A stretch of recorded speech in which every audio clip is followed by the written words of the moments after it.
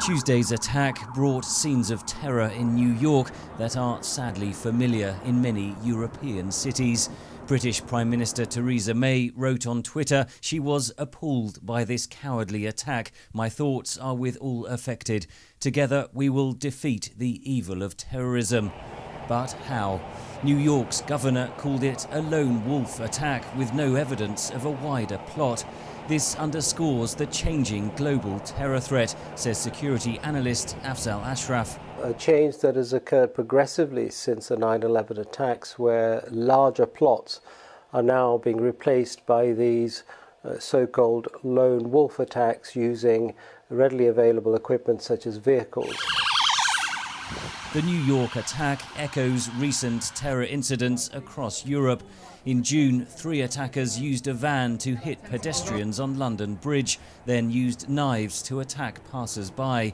Less than 3 months earlier, a lone attacker drove into pedestrians in Westminster before fatally stabbing a police officer.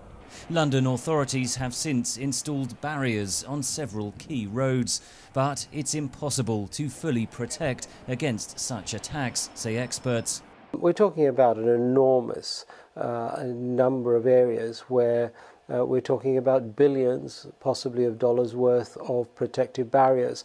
And all of these barriers will, of course, be successful, but the terror threat will move on. In France, the Prime Minister described the New York attack as a stark reminder of the global threat. Le niveau de menace est élevé. Il est élevé. The threat level is high around the world, and our objective is to provide credible answers, firm answers, and to guarantee a high level of security for French people. France has suffered more than most, with hundreds killed in recent attacks in Paris and Nice. French President Emmanuel Macron Tuesday signed a new anti-terror law with sweeping powers. I will also allow for very specific measures to fight against terrorism by allowing particular raids or by having measures on a case-by-case basis against identified individuals.